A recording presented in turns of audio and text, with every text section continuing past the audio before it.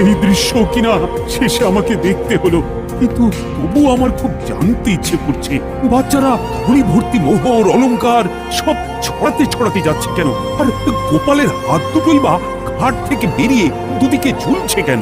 মহারাজ, আর একটা ব্যাপার কি আপনি লক্ষ্য করেছেন? কি বলতো? গোপালের দেহ আরা কাঁধে করে নিয়ে যাচ্ছে। হ্যাঁ হ্যাঁ, ওই তো মন্ত্রী, সেনাপতি, জ্যোতিষী আর পণ্ডিত। আসলে গোপালের এই শেষ যাত্রা আমাদের কিছু শিক্ষা দিয়ে যাচ্ছে মহারাজ। এই যে দেখুন, সারা গোপালকে সহ্য করতে পারতো না, এখন তাদেরই কাঁধে গোপাল যাচ্ছে। তার মানে শেষ পর্যন্ত কেউই কারোর শত্রু থাকতো না, এখন তাদেরই কাঁধে গোপাল যাচ্ছে।